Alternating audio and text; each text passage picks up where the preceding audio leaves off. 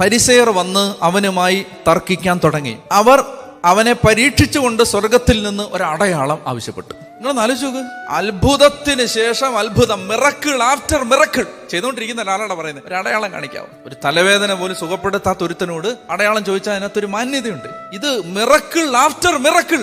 സീറോഫിനീഷ്യൻ സ്ത്രീയുടെ മകള് ബെഥരിനെ സുഖപ്പെടുത്തുന്നു. അതിനു മുമ്പ് ഗന്നസരത്തിലെ അത്ഭുതങ്ങൾ, വെള്ളത്തിന് മീതെ നടക്കുന്നു, അപ്പം വർദ്ധിപ്പിക്കുന്നു. ഇങ്ങനെ ഈ 1 മുതൽ മർക്കോസ് 1 മുതൽ നോക്കി ഈ ഗലീലയിലുടനീളം കർത്താവ് ചെയ്ത അത്ഭുതങ്ങൾ മുഴുവൻ കണ്ടിട്ട് പിന്നെ ചോദിക്കുകയാണ്, ഒരടയാളം തരാവോ, ഞങ്ങൾ വിശ്വസിക്കാം, ഒരു അടയാളം തരാവോ? പരിസേര് അല്ല, നമ്മൾ ഇത് ഇങ്ങനെ തന്നല്ലേ, ഇനി എന്ത് അടയാളം വേണ്ടേ?